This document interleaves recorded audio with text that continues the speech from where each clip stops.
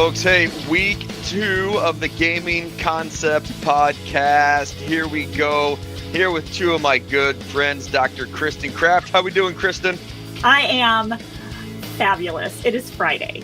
It is Friday? So excited. Friday. Yeah. So I got to know, Kristen, I shouldn't look at your calendar, but you're going skating. Tell me about the skating really quick. I had to ask. I'm curious. Me. I know, but I shouldn't even ask you on a public podcast. I'm not going skating. Here's what I do. Roller skating? I bought roller skates during the pandemic, because we bought a lot of stupid stuff. And I was like a great roller skater, back in the day. Okay. And I bought roller skates thinking I was going to use them. That's 2 years ago. Yeah. And then I met somebody who's a big, in our esports world, Katie Schoenhofer. Okay. And she's like, well, I was in the roller derby. And so you should go to skate night with me at 9 o'clock. Smokes. It's adult skate night at 9 o'clock in Wichita. Okay. I have not gone yet. Okay. But it's on my calendar every Friday because it is. I'm going to make the appointment. Okay. It's on your calendar. I'm like, I've got to ask Kristen about adult skate night. Like, what? I haven't done it yet, but I have roll a around with beautiful adult pair of beverages. Skates. Yeah, what adult beverages. I think I have a little bit of fear in my older body that I would, break something, and then I'd be, struggling. And so, but I'm gonna go. I'm gonna do it one of these days. You'll see that I went, but it's on my calendar. All right. Sorry, I know that's not related to anything we're talking about, but I feel like I had an opportunity to peg you right now and get you to talk about. Look at my calendar to try to figure out what I'm doing every day. That's exactly what I do. Oh, man. Okay, so other guest, I don't know if he goes to adult skate night or not, but our other co-host, Mr. and Dr. Mike Russell. Mike, how we doing, man? I'm doing great. Any better than I'd be twins. Any better? I've never heard that before. That's excellent. Is that a thing? Well, I probably heard it on a movie or something. Okay. I just steal stuff from movies. That's pretty much all my good lines are from pretty movies. much. So, man. So, fun fact, I did not do a lot of skating, but I did go to every skate party when I was in school because were you at the video games? Another opportunity to make money. That's how I make money when I was in school. I go to the Hustle. arcade, so that's what I did. So. Yep. Man, that's awesome. So, hey, tell me about your Star Trek background you have right now. Yeah.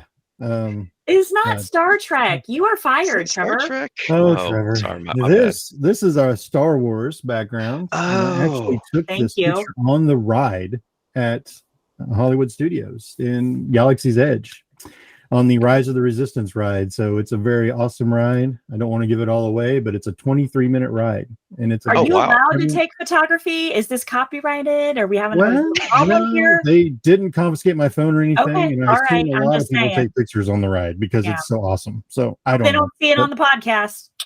Well, if they do, I'm sure we'll just edit that part out. Yeah, no, I'm kidding. I'm sure it's fine. You just took a photo. I don't think anybody from Disney is going to be watching our podcast at this particular time. Hey, you never know. It might happen. You're right. I never give up hope. See what I've already discovered here, folks, in a little bit is all of us are still living out our childhood dreams because I still go to the skate park. I still rock and roll my rollerblades. I get out there and hit up the ramps and the rails and race BMX. And so Mike and Kristen and myself, we're still little kids, man. That's all we are. We're a bunch of kids loving life. So you have to tell people what you did back in the day because you grew up in this really small town. Yeah. Like if you see your senior picture, you got gauges. I did have gauges. I had gauges. I had multiple ear piercings. I had tall spiked blue Liberty spikes. And I used to think I was a pretty punk thug back in the day on the farm. On the farm in rural Nebraska. Yep, my dad cleared out a corn shed at Quonset and built me a 9-foot vert ramp. And I had the biggest skate park in Nebraska for a while. So on the farm in rural Nebraska. Man, it's good. Good times. That's impressive, Trevor. Right? But when you talk about hurting yourself. And look, you grew up a little bit. Now you just do it, but now you have a mortgage. Yeah, exactly. You can build a skate park in your backyard.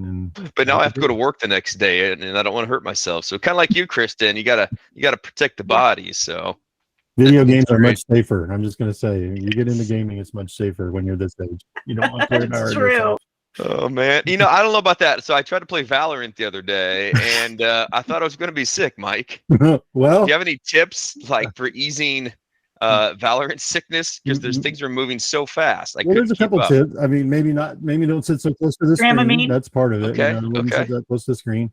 And then there's also the 20-20-20 rule. I don't know if everybody. I have not. What's the 20-20-20 rule? 20-20-20 rule. Okay, every 20 minutes, you're supposed to look at an object 20 feet away for 20 seconds. Okay. That will help you reset your eyes and keep your vision good and help with that sickness a little bit. So.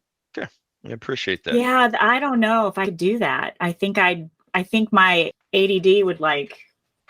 I would. Kristen's on the 22nd. Okay, well then you can if you can look at 20 seconds. I'm on the 20 seconds. I guess that's what you got to do. So maybe you could work on scaling it as you progress. You gotta build up wristbands. Like you wear on cruise ships. The little thing. One. Yes, and then then you could play the game. They could have an esports band. I'm going to bring Winston on because Winston is my friend. Hey puppy. Hey, yeah, puppy. and he has to be paid attention to when we're talking to when I'm talking to other people. See, he'd like to be on the podcast. Oh yeah, he's definitely like you put that microphone right there. Yeah. So hello. Oh man. Hey Winston. I feel like I have to speak in an English voice when I talk to Winston. Hello, cheerio. Oh shoot. Well, I think you and the three of us could have a lot of fun with this for a while because that's the good stuff. Is just talking life and animals. And I did tell someone the other day that I follow a few different cat Twitter pages because cats are adorable. So I'm not unabashedly follow cat Twitter pages. So anyway, unrelated. Last week, episode 1, we had a fantastic guest who joined us, Dr. Christy Custer, one of the founders of Gaming Concept, right along with you, Dr. Russell. And she told her story about the work she did as an educator, the time she spent at Mays Complete High School, and her transition to now working full-time for Generation Esports, and what an inspiration she is for each one of us, and really enjoyed that time. And any kind of thoughts you guys have after that conversation we had with Dr. Custer last week? Well, she's awesome. I mean, She has. I want to be her when I grow up. Who she hires, I will say that she's an great taste in hiring professional. I will say that. Oh, that is true. Yeah, look at all three of us. That's right. That's right. Mm-hmm. Good call. Thank you, Christy. Yeah. Yeah. So nope, she's great. I love her. She's amazing. So, well, as you guys know, at least for some of us on here, a big part of what we do each and every day is teach schools, teach parents, teach administrators about esports and what esports is. And I know I can speak for myself when I say this last week has been chock full, over 20 plus meetings with educators across mainly the eastern part of the United States, just talking about esports and the benefits for kids. And that's the thing I love the most is every single time I talk to an administrator, a principal. Well, a quick story. It's not going to be quick because I'm telling it. But I talked to a principal in New Jersey this week. And he gets on. He's like, Trevor, I don't like esports. I don't even know why I'm talking to you. But I had some students that said, Mr. So-and-so, you need to bring esports to our middle school. He's like, sell me on it. I'm like, well, let me tell you where I was 3 months ago. And I can relate to that. I can relate to as being a former principal, and being a dad, and being a traditional athletics coach for so many years, and playing college sports, that I was not a fan. I was not cool with esports because I didn't get it. I did not get how good it could be for kids. Most of my conversations I have with people are not only talking about esports, but they're validating. They're like, well, I feel like it can be really good for kids. I'm like, yeah, I can. Yes, I can. Let me tell you about this example. Let me tell you about this kid. Let me tell you about this school. Had another guy this week in Ohio. And we were talking about esports, and I said, yeah, there's all these negative views of what esports are. And he goes, it's just the opposite. People just don't see it yet. Every kid I have that comes through my program is better and more sociable and interacts more, like they grow as people as part of that esports team. So that is, I love. Can you guys relate to that this week? Yeah, exactly opposite. I am like you, Trevor. I am booked solid. I have, over, 20 meetings. I'm booked 2 weeks in advance now. And I am like, I just like what you're talking about. That's how I feel every single week is I get so excited talking about it because like you said, and I love this, it's the exact opposite of what people think about it. Yes. And that's the beauty of it. And, so when we get to talk about it, we just get all passionate and excited. And I really think that's kind of the mission of this whole podcast is to just, first of all, I think we should have fun on this, but it's about using the hook of esports, to teach all the good stuff. I heard somebody say it was the V8 of education because you're getting all of your vegetables and it tastes like juice.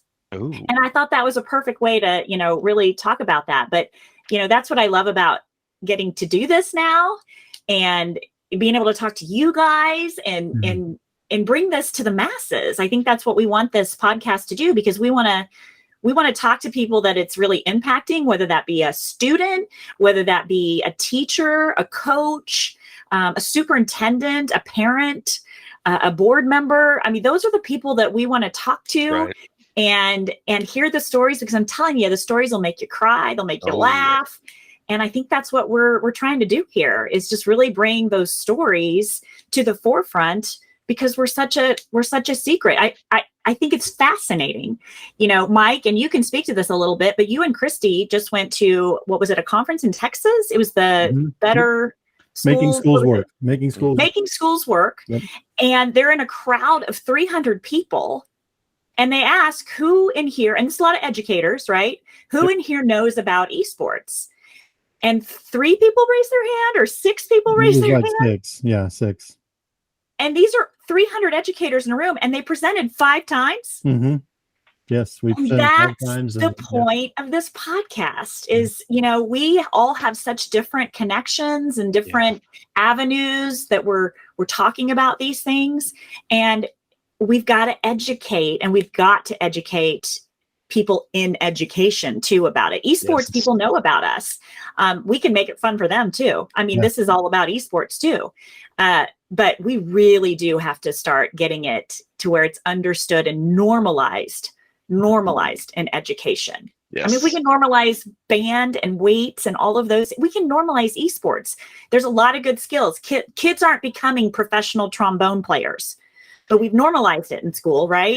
Yes. I like that. But we know those band kids are your highest performing kids. Your band kids are highest performers. I found that esports kids once in a school, they're your highest performers. They're some of the smartest kids you'll ever have. Yep. But they need to find their connection to school and they need to find their why. And oftentimes they're at home right now. Well, you bring that in, you teach concepts, boom, golden. It just makes me so fired up. That's why we're here on this podcast. Yeah. Yeah. As part of my week, it was been great because I was able to actually visit a couple classrooms this week and meet some teachers and actually watch them teach our class, which was still blows my mind that it's our class and I'm standing in the room and it was used to be just me teaching the class. And it's fun to go in and just hear the feedback and just how much they love everything and the kids watch the kids and how they're engaged with it. And, the kids are like, oh my gosh, it's like the rock star thing. That's not really how I roll. So I don't really know how that were they kind of intrigued by you. They're like, you're the author. Yeah. I mean, that's exactly how it was. Yeah.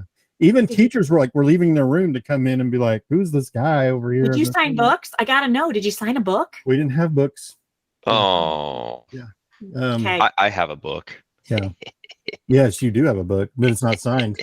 That's true. We will sign Never mind. We'll sign it for you. We'll sign it for you. But okay. I appreciate that. I appreciate well, Mike, do you want to go ahead and talk about, we're kind of doing a neat thing. I think this is going to be really cool for our listeners. Fun. Yeah, so, I'm excited.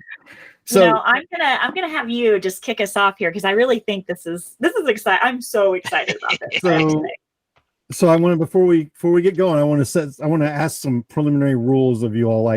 So Do you want to take guesses as I say clues to who this person is, or do you just want me to go through the clues? Okay, so I want to take guesses. Okay. Am I going to sound like an idiot though? Because I can't tell the difference between Star Trek and Star Wars. So No, is this? Am I going to? Okay. James Earl Jones will not be on the podcast. Yes, okay. Right now. Or David Prowse, for those of you who really know who Darth Vader is. You will. So, oh boy. So last week, Kristen suggested that we do kind of something similar to a podcast that we're all big fans of, the Smart List podcast, hosted by Jason Bateman, Will Arnett, and Sean Hayes. And it's so good. It is really good. Aspiring. Yes. Goals. Yes, we're gonna get there. Maybe they'll be on as our surprise guests someday. So don't tease all me. 3 of them. Let's do it. We'll work on that. So what we're gonna do is every week we're gonna have a surprise guest. I'm gonna give every person's gonna give some clues whenever they have their surprise guests, and I love it. We'll all take a guess at who this person is, and then we will bring them right on into the show. First clue: this person worked on a pumpkin farm and used to educate kids about pumpkins and squash maybe, during corn maze time. Worked on a pumpkin farm. Mm-hmm. I got nothing. All right. Charlie Brown. Charlie Brown is not the correct answer, but thank you. Oh, he's not real. You're right. Okay. That's a fictional Sorry, character. it's early. It is early. It's okay. Okay. This person was the 5-time church camp belly flop champion. Ooh. Trevor. Oh no, he's here. Ooh. 5-time belly flop champion. I feel like we should know that. I feel like that that's kind of limits who it could be, because that's a. But it was a church camp. What state was the church camp? Oh well, I don't know if I want to give you the state yet because that might give it away. All right. Okay. This person played soccer in college at the NAIA level, so quite good at soccer. Oh, played soccer. NAIA. And a belly flop champion? Yeah. And a belly. Isn't that amazing? You wouldn't think those things would go together, but it's pretty. You guys are best. Who needs Will Arnett and Jason Bateman? This person is awesome. Yes. So, all right, one more clue and then we're done. Okay. We'll bring the person in. So, this person always wears a hat. Well, now you probably know because you saw it pop up on the screen. I saw. Oh, Bubba! Yeah. What's up, guys? Hey. Oh my gosh! The belly flop champion is here. Yeah. You know what this felt like? This felt like a surprise party, kind of waiting as Maddie's trying to cue me in, or like I was some sort of military veteran coming home and I'm trying to sneak around the corner and say, I'm back, or long lost brother. But it's just Bubba. Hello. It is Bubba. It's not just, but it is Bubba. It is. Okay, can you go into more detail on the belly flop champion piece? Yeah, we gotta hear about that. That may be the most, of all the things we know, that might be the thing I'm most interested in. That's stuff. Yeah, so high school, I went to church camp in Oklahoma, and every year we went, and I had these kind of shoes that weren't really tennis shoes. They're kind of like before Crocs were Crocs, but they're really form-fitted. And they look like water. They look like water. So I would always make the joke, like, I walk on water, Jesus, church camp, haha, laughter. Yeah. And so instead of just getting on the diving board at the pool at church camp and just jumping off, I made a spectacle of it, and I would get real crazy, get people hyped up, and I'd have my shoes on, and I could get some major air with these shoes. For a big old dude, I could get some air on this bouncy board with some shoes because it wasn't barefoot. So I'd jump and I'd land and I'd do it over and over, and I had a big red belly. And 5 years in a row I did that, and it's self-proclaimed, kind of like my buddy. Okay. My buddy, he's a self-proclaimed 2-time All-American place hole kicker at Oklahoma State. So there's no such thing. I'm just self-proclaimed. Okay, I was going to ask, what's the competition like for an event like that? I mean, no one else did it. I won. Okay, I won. Okay. I was the only one. Were you the only competitor? Yeah, pretty much. Okay, that's why I won. That's why you won. But the fact that you had 5 times means they let you back, Bubba, and so that's a good I went thing. 11 years, so I didn't do it. I didn't do it as I got older. You went 11 years and you only won 5 times. You were the only person. And you're the only person. Come on, Bubba. What the heck? I gave up. The pain starts getting to you. Like it's athletic injuries. I'm surprised. Yeah, I bet that did hurt a lot when you were getting out of there and your chest is all red and you're like, okay, this is painful. It was well worth it to pump up the crowd. So, Mike, why did you pick Bubba? Let's talk about that. Like, tell us why you chose our special visitor today. I'm so excited to talk to you. Well, Bubba, for me, is a great friend. He is. We've known each other for quite some time now, probably 7 years now.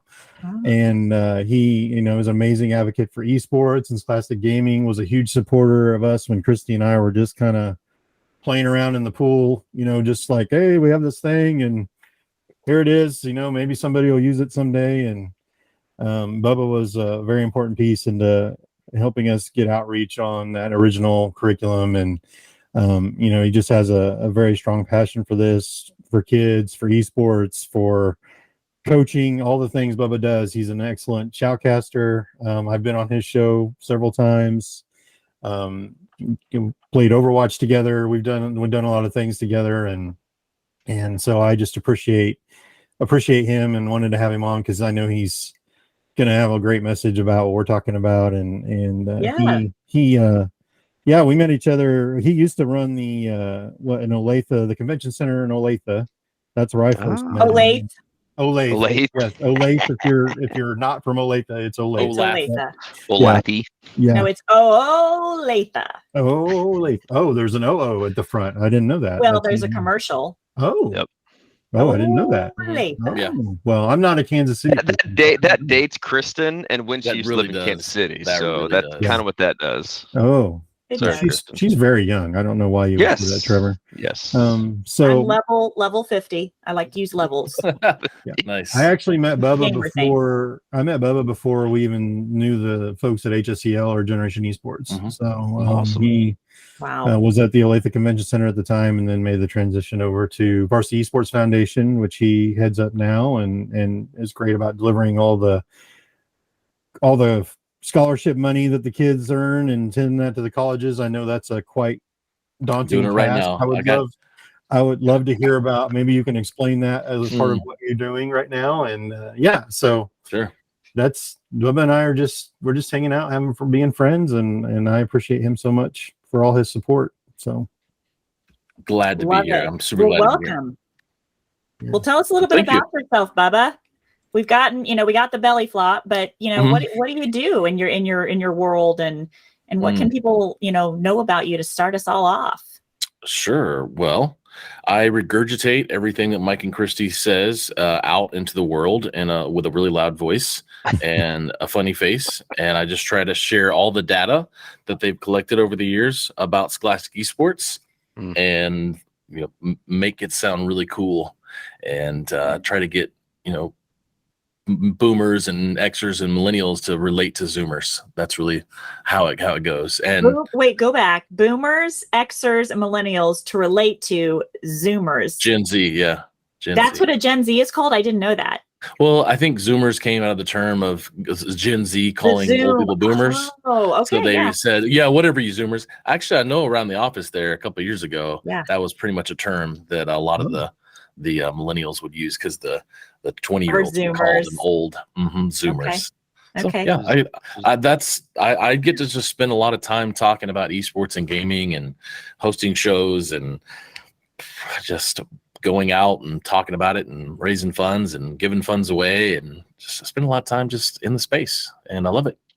That's great. What a great job. What a great gig for you. Yes, I know a lot of my sharing when people talk to us about esports and they need a little help and assistance. I said, you got to talk to our guy Bubba. He's gonna take care of you. He's gonna help you out. So just talk to Bubba. So I know we've sent some people to you this last week, Bubba, and I know you're so quick and so prompt to help people out, and definitely have that servant heart to get folks into esports and supporting kids as quick as you can. Awesome. Yes, I do. I do like helping, but like I said, I'm really just taking a lot of data and stuff I've gotten from you guys and do my best to just kind of put it all in one spot so everybody can use it. And there you go. And made some courses and some videos over the years to help people as well. Yeah, why don't you tell us about one of those courses, Bubba, that you helped design? Oh, sure. Very informative, because I think we probably have a lot of folks who are interested in that course that you developed, because we do get a lot of questions about coaching and how do I get this started and things. So, well, yeah, I think what's fun is it's a lot of support from HSCL over the years that helped create that. Your HSCL is a sponsor of it to begin with, and a person who contracts with you now, Coach Alney Connor, who is your former commissioner.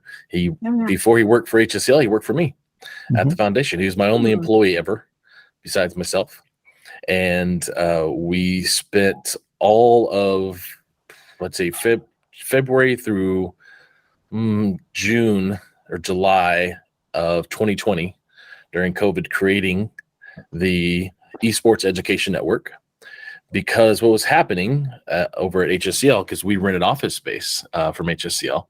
And so I would hear at that time, it was Charlie and then Ben and then Shannon who would get phone calls from schools all over the country. And I would get calls too and ask about how do I start an esports club. So there's a whole big departments right now that obviously does that now. And I would hear in the wall over, 50 phone calls a day, it felt like, and the same questions being answered. But what was happening was Ben or Shannon would get a 30-minute phone call set up, and 25 minutes would be spent saying, well, I heard there's video games in school. We want to do that. And, I heard there's a ninja guy on the YouTube's, TikToks, Twitters. And I heard that they got them scholarships and I don't know, I want to get it done. And so they spend 25 minutes, just the teacher usually, trying to tell all of us stuff we don't know, right? He's sure it doesn't happen anymore, right? Right. So we decided we were working with a tech company to create a certification to help them get equipment into schools, and it was teaching their salespeople. What we also took at the same time and took that content and turned it into a what is esports course, because if we could have that video, which I think you guys may do on your email signature still, is have click this here and watch this what is esports 25-minute course for free. And that was because instead of spending that 25 minutes there, they could watch it ahead of time before their scheduled time with you guys or any of your salespeople or success or whatever the term may be. And so that's where those videos started. And then we created a benefits of esports course, our second step, where learning about inclusivity and some data about 82% of kids, something or other that may get mentioned on this podcast a few times, I'm sure, about kids and extracurricular activities. Yes. And all that sort of stuff, and some really cool stories that Connor found. And Connor's face is all over it. It's his. Yeah. It's he looks way better than I do. So he got in front of a green screen and did all the videos, and I edited it all. And but he's not the belly flop champion. No, well, he's got to have a belly for that. That's a one-up. He's a six-pack champion. So then we did a course called How to Start Esports Club, and that was really the dive-in stuff that really we all talk about all the time. And then we have a how to get scholarships, was just basically one of my interns and Connor and I talking about how it's hard for college coaches to find students because there's not a great recruitment tool. The biggest recruitment tool was HSCL Discord for about 8 years. And outside of that, it's students learning how to just DM a coach. So there's a lot of learning there. And then our last big course was the coaching certificate that we created in that summer, because there's nothing out there. And we found that there was nothing available for coaches. And how do you run practices? How do you deal with Discord? How do you deal with college recruitment? And so that is our bigger course that if you're a member or a unlimited pass holder of HSCL or MSCL, you can get 3 free codes and take that course for all of your coaches at your school. That's amazing. And, I when you were talking about that, that made me think of, and again, I'm a self-proclaimed non-gamer, but I love what esports does in the industry and in education and for kids and things like that. I am curious, and if you could maybe share, but when you talk about like the coaching certification, there's a big difference between a gamer and an esport athlete. Can you talk about the difference for people who maybe don't know, like me, that, I hear from college coaches. In fact, I talked to some college coaches a few weeks ago, and that was one of the things that they mentioned was, I think some schools put it in as a club because it's, fun, and that's great. And you have teachers out of the goodness of their heart. They're like, I'll just let you guys play games, but there can also be a structure to it. Right. And then you start, so there's a place for kids to just game. And then there's also a place for esports athletes. Can you talk about the difference for our listeners? 100%. Good. If you're out there and you are trying to understand as an educator, and me as an educator, I teach in the college space. This is my 9th year teaching here in OLATH at Mid-American. In OLATH. Mid-American as a university. Hey. Yeah. And I definitely appreciate the high school and middle school K-12 educators because I don't have to do what they do. I just get to walk in for 50 minutes to talk to college students who don't listen to me. So I would say for educators out there, I like to give some big kind of differentiating points here. Yes, gamer, and first of all, gaming and esports. If we break that down, recreational gaming, the only thing difference in esports is it's competitive gaming. There's a qualification also for esports when it comes to if there's really an esport, it needs to have some criteria of prizing and competition and rule sets, where gaming is I'm playing Candy Crush at a minimum on my phone with my grandma, right? So the type of game matters. That's a great question, Trevor. A lot of people will debate that. I know Billy Howard at Gen E, he will never call something like, if I mention certain games, he's like, that's not an esport. And so there, I don't know. That was almost a good impression of him. I just have to look. Your impressions are good, by the way. I have to look like Mason and also say that. So, because they look alike. But the real thing there is, can speed running Mario be an esport? And there's a big debate. So it does depend on games. But if I get asked a lot, what are the top esport games right now? Well, I don't know. What week is it? I mean, every week it changes. Every season it changes because rules change, games change. Things get nerfed. Updates come out, all sorts of stuff. Strategy changes. So yes, gaming, recreational gaming, and esports difference. When you're talking to educators, the educators that I think now in the school space are quite a bit of those Gen Xers and millennials now. And if we look at the data, and I'll throw out stuff from Entertainment Software Association that's available on their new document that just came out in June, that 33 in the United States is the average age of a gamer. Over 78%, 70 some odd percent of all the gamers in the United States are over the age of 18. So there is a lot of gamers that aren't kids. But we also look at data that 97% of kids ages 12 through 17 are gamers. And then we also like to throw out that, the African-American population, the 80% of the African-American teens in the United States are gamers. The African-American population actually spends the most on gaming. But then the other sad stat is 18% of video game developers and designers are minorities.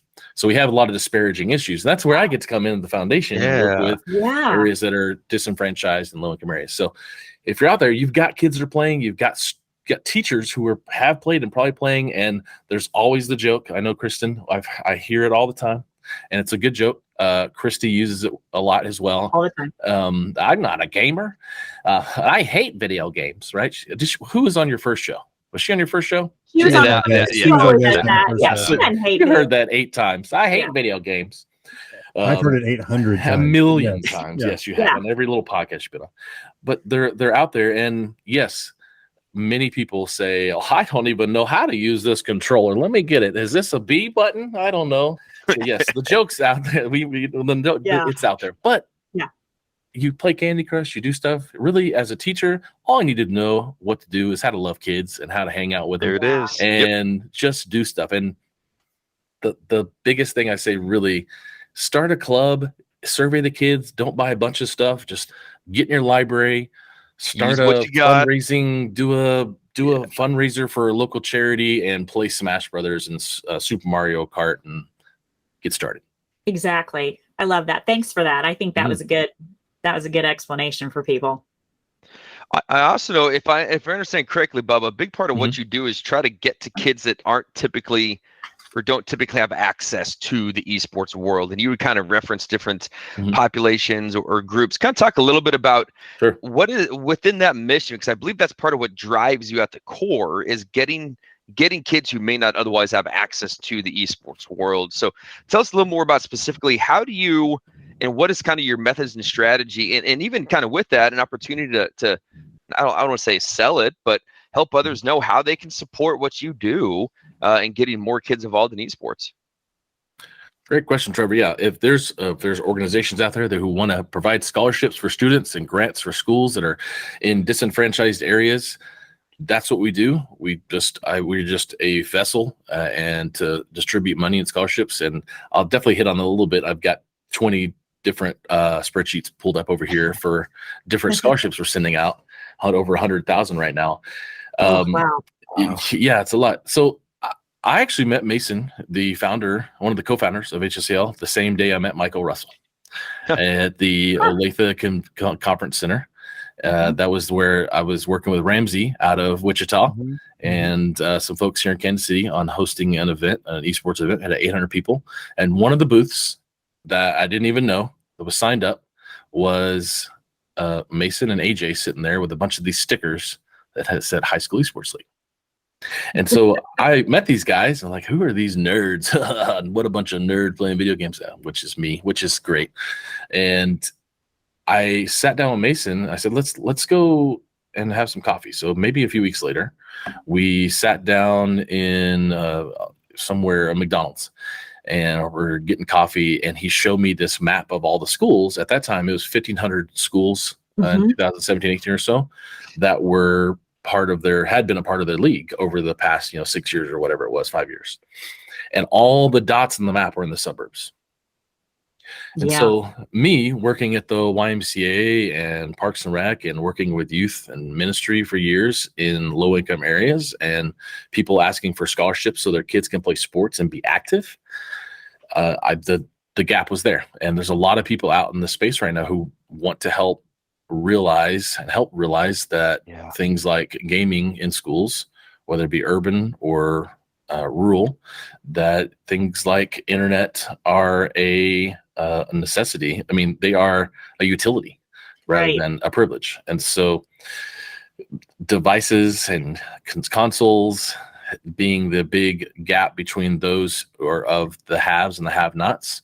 Yeah. Many kids here in Olathe, where we live, right, Trevor? There are little down the road. There's probably an okay amount of parents who digital babysit with Fortnite V-Bucks and Roblox. Like that. Yeah. It's easy because careful, you share tactics here, Bubba. Yep. There's probably plenty of disposable income to keep their kids entertained, right?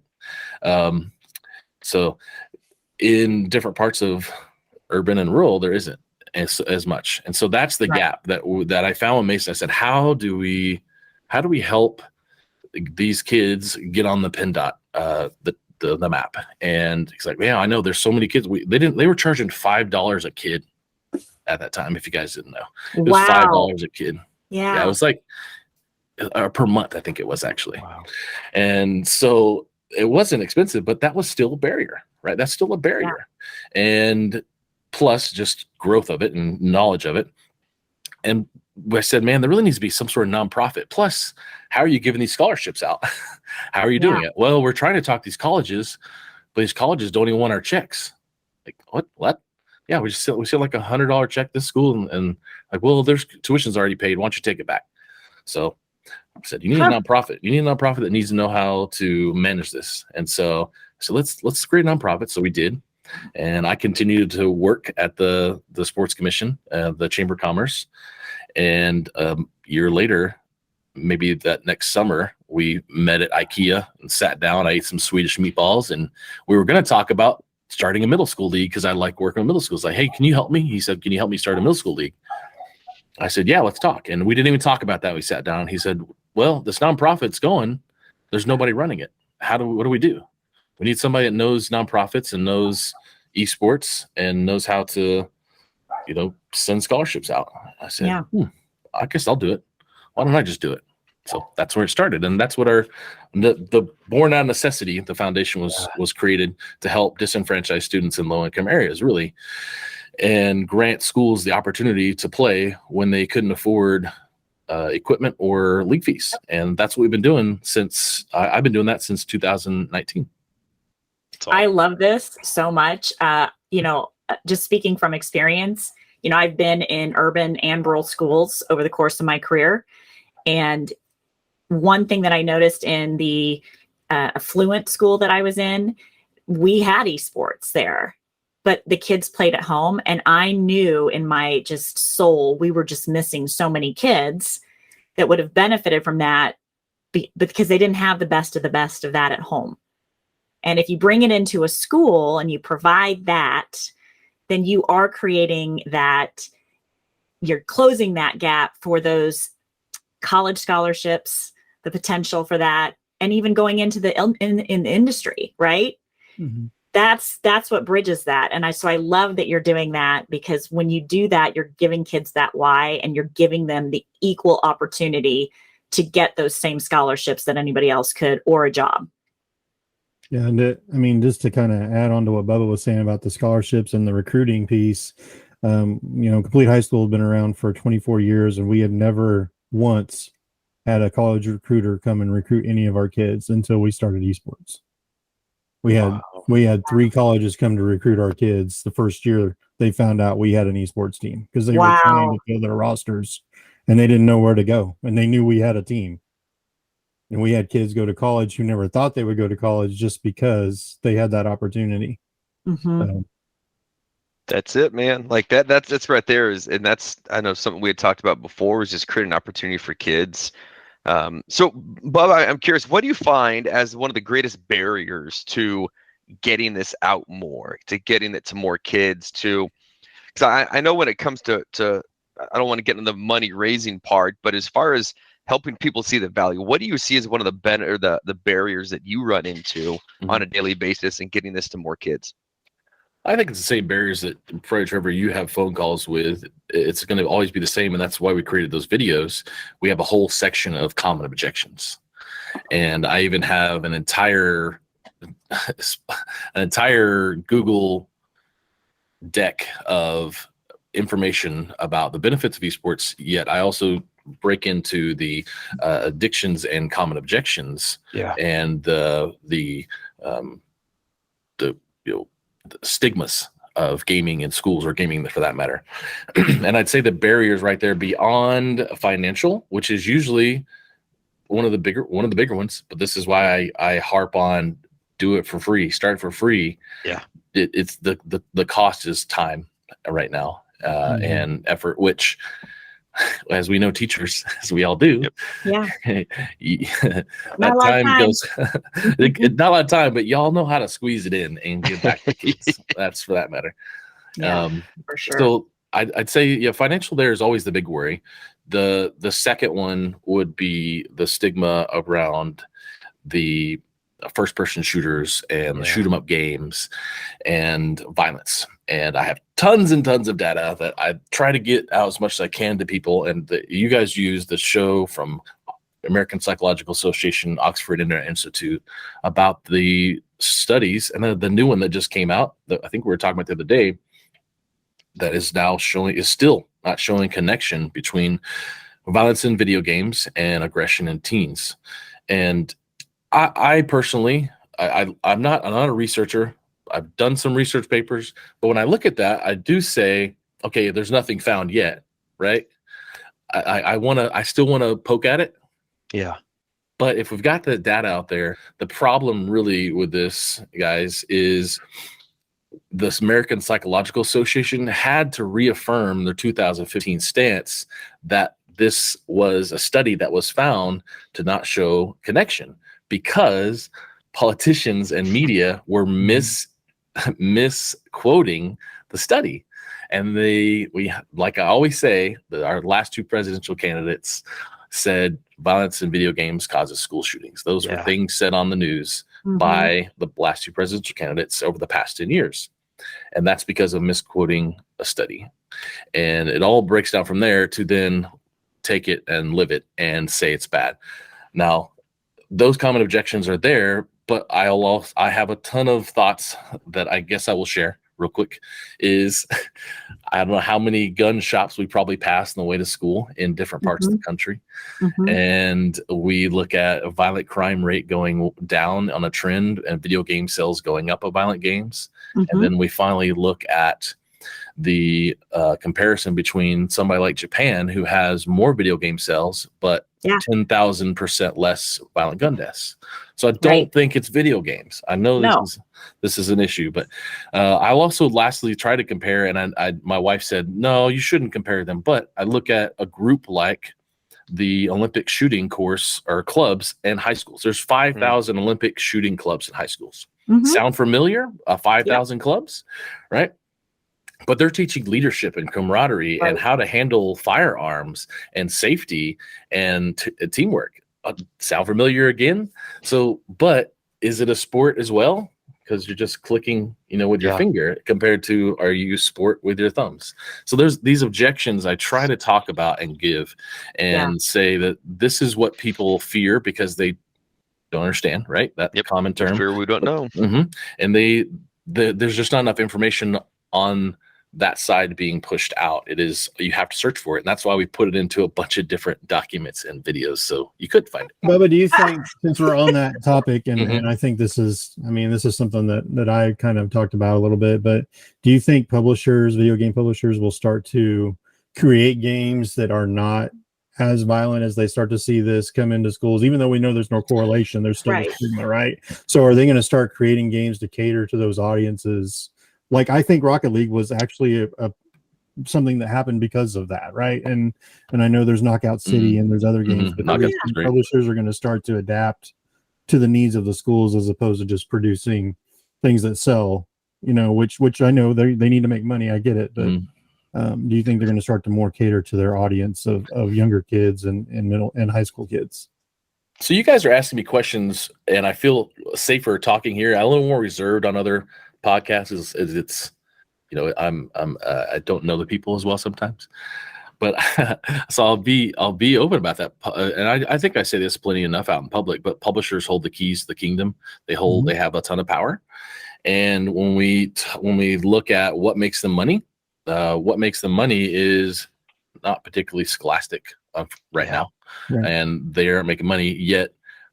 Like we know, many of the kids who play all go to school. But I'll also say, still, 70% of gamers in the United States are over the age of 18. So if they're looking at this 20% or 20-ish 5% of people under 18 playing, then of course maybe there's not a revenue source there for them when they already struggle getting into schools. As we all know, that's a struggle for a lot of orgs outside of schools. So publishers trying to do stuff more in the scholastic space and adapt, I don't see it. They're having a struggle right now just trying to make characters that don't show too much cleavage and tight clothes. There's too much of an issue with that's trying to be solved. I mean, we're low on the list. We're low on the list. And finding characters that many students identify with, right? It's, there's not a lot of the characters all look the same and have the same characteristics. And, so that's an issue that we need to work on as well. But 1,000%. Well, I'm interviewing Hip Hop Gamer on my show next week, and he is very, very good at going out and promoting Black culture and really talking about how the lead characters in games, it's a lot of people who, well, I would say look like me, but look better than me, but are same, correct. It's jacked white dudes that look like Rambo. And here's me I've always identified like an EverQuest when I played like the white barbarian warrior. That was me. But now when I get on, like I always want to identify. I shouldn't say it that way because I'm not coming out, but I'm not opposed to it. People, anyways, dig a hole. So I like to pick female avatars. I like to pick different races because I think it's important for me not to be that just the white character and look like Tifu on Fortnite. So I have a friend that from high school. I still continue to game with him now, but when we were in our World of Warcraft days, hardcore, he played female characters exclusively. Never spoke in chat, and so like when I played with him, I had to continue that on. So I had to not ever refer to him as his real name or call him. So I was always had to be cognizant of how I was talking, because that's just he wanted. And for him, it was not nearly anything as I want to say as brave as what you were doing, Bubba. It was because he thought people would give him stuff because he was playing a girl, right? So he would get all the loot, different motives there. Loot. Yeah. Come on, another topic here, Mike. And oftentimes it worked. So I was to my chagrin. But Mike, you're hitting on all these topics that I love talking about, and I'm sorry I'm taking up a lot of time, but here, yes. Toxicity in gaming. I am an ally, but I have not lived in the shoes of a female in gaming, and I have not lived in the shoes of an African American male in life. And as much as I can say that I went to schools in the urban core in Oklahoma City, and I was one of 10 white kids, I still have not lived in the shoes of my friends. I got out. I got out of there. I moved in the suburbs. I moved to a different state. I have so many friends who are stuck dead end jobs and things because of disenfranchisement of their areas. And this is, how do I help them now with my foundation? Maybe they're kids, and that's great. But I'm still just this white knight on a horse here, trying to be an ally. But I don't have. I'm not in those shoes. And so when we go back to what you just said, yes. The conversations we've had over the years, Mike, and the conversations like our friends out there who have wives that play games with them, but they know the female in the relationship doesn't speak on comms. And I don't know how many panels I've been on where I'm the guy that's trying to be the ally or watching the panel where there's all females and just learning and taking as much as we can. We all need to. Yeah. But as much as I say we talk about this and toxicity in gaming and girls not wanting to talk or put their avatar as females or have a feminine type name is their in-game name. Yes, all those things are true. And when the educators out there who are listening, the reason you're going to have such success with a gaming club is because it's not a boys or girls team. It's not a team just for wheelchair basketball only. You got to be in a wheelchair. It is for all. So that is something all these folks here on this podcast are all going to harp on, and we're going to tell you that it is inclusive and it can be for all kids. So when you have kids who don't know their identity and they don't know how they can work through the struggles they try to work through at home alone on comms, playing Call of Duty when they get bashed for saying, hey, girl, you're a girl. Oh my gosh, can I get your number? Or go to the kitchen and make me a sandwich. And it's really an over hyper sexualization and a hyper domestication in toxicity in gaming. And so the biggest thing you can say is, yes, bring them into a safe place, into an environment at a school, and help them activate sandwich mode is what I hear a lot of TikTok female gamers is, the guy on the comm says, oh, it's 1-0. We're winning. We're going to beat you. And then she turns on sandwich mode, because the guy said, go make a sandwich. And now it's 6-1 and she wins because, it's rough. I will say right now, even the girls on TikTok who are playing Call of Duty Warzone and Twitch, and they're being swatted. And if you're out there, you don't know what SWAT is, the cop, you get the call. Somebody figures out what your address is on Twitch or whatever because of Oh, I know, that's stuff. awful. And so there's male gamers who've been swatted in the past month, but then female gamers who she's getting so much more crap on social media than the male gamers who are accused of cheating or whatever. And then they're even saying, well, she swatted herself just for attention. Like, it's just, there's too many 12-year-old men out in the world that are just toxic in our space. And we've got to bring kids into a safe space with a healthy environment, with a teacher, and do something where they can learn how to be better digital citizens with video games and life. Right. Well, Yeah. to kind of piggyback on that, Bubba, I hear a lot of discussion from coaches and teachers now where they're like, we want to make a boys team and a girls team, a male and a female team. No. And I'm very anti that strategy because I think those learning opportunities come from playing together and learning. You know, that's how you get respect and how you learn respect, and from playing with members of your team who are not like you, right? That's the problem. Is one of the problems is 80% of the kids that we know are playing. They're very similar to themselves, right? So they're like Bubba and me and Trevor, and they're the guys, and so I really discourage. And if you're an educator thinking about this, please do not separate your teams by sexual orientation or anything like that, because you're going to exclude a lot of kids. You will not get enough females to fill a roster. And so now you won't have a female team. You'll only have a male team. And we're trying to avoid that. We want the groups to play together. And that's the great thing about esports, is it allows everyone to play together. We don't have to have those different teams. So please do not go down the path of making separate teams. I implore you. So, yeah. And I would just say too, to add, as a female in education, and, I was in secondary education, so I was definitely one of the few females for a long time. I think what we're seeing in the esports gaming, things like that toxicity, that's a microcosm of what is happening, and how women can be treated in general. And so when we start talking about putting this in schools and having more of that structure and that guidance, we need to see more people like me. And that's really what teachers, there's a lot of female teachers who could very easily be coaches and teachers in this. And I could easily do it just knowing the services and the resources we provide. You just got to love a kid, and we'll help you with all of that. But I think that's really key is who they're seeing in those roles as well. So that they are learning that to be respectful and those types of things. So. Yeah, absolutely. Yeah.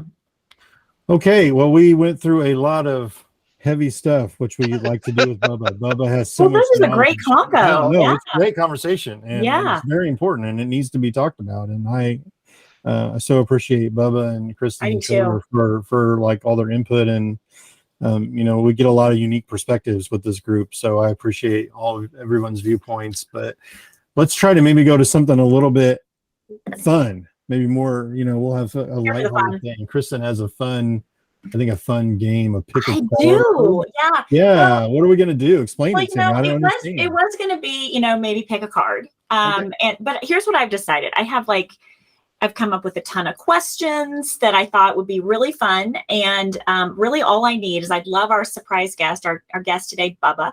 I'd love for him to pick a number between 1 and 10. And we will all give a quick answer to whatever question it is that he picks. And he doesn't know. I just need a number. 1 to 10. What's your number, Bubba? My number is 7. All right, 7. Your question is, and you can kick us off, Bubba. Okay. Well, can I ask you a question? Do we all answer the question or just Bubba? I think we should each answer it. Okay, but Bubba goes first. But Bubba's going to go first. Okay, because he's our guest. Because he's our guest. Okay. Correct. All right. I do love this question. Okay. So, what's your favorite ice cream topping? My favorite ice cream topping. If you need time to think, I got it. Okay, good. Okay. Chocolate syrup. Chocolate syrup. Hot, cold, straight. Doesn't matter. Doesn't Chocolate, matter. sugar, chocolate. Mm-hmm. Okay. On chocolate ice cream or vanilla ice cream? It doesn't matter. Any flavor. Chocolate. Any flavor. Do you put chocolate syrup on a lot of other things too? This is just. Ooh. Well, I mean, I did for a skit one time play Elf and did the spaghetti and syrup and chocolate syrup and sprinkles stuff. Fantastic. I've done that before. So yeah, I think that's the only time I've ever put chocolate syrup on other stuff that I can recall. But I've eaten a lot of stuff in my life. Yeah. Well, belly flop champ. I mean, I wasn't going there, Kristen, but I guess you got to build it up. And soccer player in college. Oh yeah, you were a soccer player. That, yes. right? I mean, that's true. Pretty impressive. love that. But I was recruited to knock people over. I wasn't recruited to score goals. Let's just be honest. That's what my coach said. Okay. Defender. All right. Okay. Mike? Everyone has the role, Bubba, and you just had to do it right. You just had to do it. Yep. Tank. I'm a tank. Yeah. For me, probably dairy. So plug for Dairy Queen. Peanut butter sauce. Love peanut butter sauce. Peanut butter sauce. I didn't know they had such a thing. Oh, Peanut butter yes. sauce. Peanut butter sauce Who is fantastic. knew? And then peanut butter cup ice cream is definitely my favorite ice cream. 100%. No doubt. I There's a theme with Mike and peanut butter. I'm a peanut butter fiend. yeah. Like they were out of Jif crunchy peanut butter for so long because of the recall, and they just got it. And I think I almost ate a whole jar from Sam's already, and I've had it for like 3 days. Amazing. And that's just what I do. Yeah, sorry. It's good protein, Mike. I like it. Trevor? Thin mints, crushed up thin mints. Crushed up thin mints on Crushed up thin mints. You talk about what's going on right now at Dairy Queen. They have a thin mint blizzard. Ooh. It's like a mint. So they have a little mint flavoring in it, but then it's crushed up Girl Scout thin mints on ice cream. Wow. Do you know, I think I'm one of the only people in the world that does not enjoy a thin mint. Really? Yes. What? I think it's because I grew up on them and my dad put them in the freezer, and it was kind of like, it was like the only thing. It was just, I think I OD'd on them. I think I did. I was a Girl Scout. I was a Girl Scout. I feel even like Maddie had to throw something in there. Like, We need a new Maddie's like, I'm co-host. dying over there. He can't even stand it. Yeah. we all know the caramel delights are the best Girl Scout cookie. Everyone knows. Whoa. I've There's never another cheated question on someday Thin for the Mints. future. I will say my favorite topping, and I'm a weirdo, but it has been since forever. I love a good chocolate ice cream with a marshmallow topping. That's it. I'm a marshmallow. I love marshmallow and chocolate together. I think it's the greatest combination on the planet, and I'm sticking to that. So Kristen's a big s'mores fan. I'm guessing big s'mores fan. I do love s'mores, but I don't love the graham cracker. So you just want like blocks of chocolate with a marshmallow in between. It comes back to Bubba and the chocolate is what that is. It's about the chocolate. Good deal. Well, let's go ahead and let's let everybody know where they can get a hold of Bubba. Thank you, Bubba, by the way, for being here today. We have absolutely loved talking to you. You're amazing. So where could our listeners get in touch with you on social or email, whatever you'd like to share with whoever is listening? Sure. You can find more information at gamingconcepts.gg. If you want to engage with the students in esports, you can learn more about how your curriculum is not just about curriculum for other things in school, but how you can put kids in a safe space and teach them about life lessons, but use video games as well to teach them. So that's gamingconcepts.gg. You can find out more information there. Oh, you want to talk about, me, sorry. And you, we're going to go with you. No, you're good. You can talk about gaming concepts. Thank you for the advertisement. That was fantastic. Good job, Bubba. You can find more information about me on LinkedIn and my name, or I have a link tree, /Bubba Gaeddert, or I have a website, bubbageddert.com. Awesome. And the foundation is Varsity Esports Foundation, and we're always accepting donations. We actually just started up Acorns, where you can kind of put in your credit card, and then every time you make a transaction, it does a few cents to the roundup. We do a roundup thing now, and it helps. And it's an average of $30 a month, and you don't even know it's coming out. And you're supporting a charity that helps kids go to college. There you go. That's fantastic. Amazing. I did not know that. So can we access? Sorry, can we access that on your website, or do we? Yeah, it's the big donation button right there at the very top. Cool. Awesome. I will definitely do that. I did not know that was great. a thing. Yeah. Thank you. That. Well, let's wind up with where we all can be reached as well. I'm Kristen Esports on Twitter. That's probably the best place to reach out to me. Trevor, how about you? Gertson_edu on Twitter or LinkedIn. Just search Gertson on LinkedIn. You'll find me. I'm on LinkedIn too, Kristen Esports. And how about you, Mike? You can find me on LinkedIn, Michael Russell. Twitter, my Twitter is Russ the Teach, @Russ the Teach. And I think we're going to wrap up here. So we appreciate you so much, Bubba, for being here. You're an amazing person, and we so appreciate you, all you do for us and all you do for the kids. We know that you have a great heart for that, and I thank you so much for being here. There was no doubt in my mind who I wanted to have to be my first surprise guest. So awesome. you were my guy. So that was good. And I appreciate you. And so we appreciate everyone for listening to the Gaming Concepts podcast, made for teachers by teachers. And we hope you all have a great weekend, great week next week. I'm bringing the surprise guest next week. Oh, and Kristen is bringing a surprise guest. Yeah, I can't wait to hear. I can't wait to try to guess it. I'm excited about that. So yeah. So, but we appreciate everyone for listening, and we will see you next week. Thank you so much. All right. Have a great week. Bye. See ya. Bye.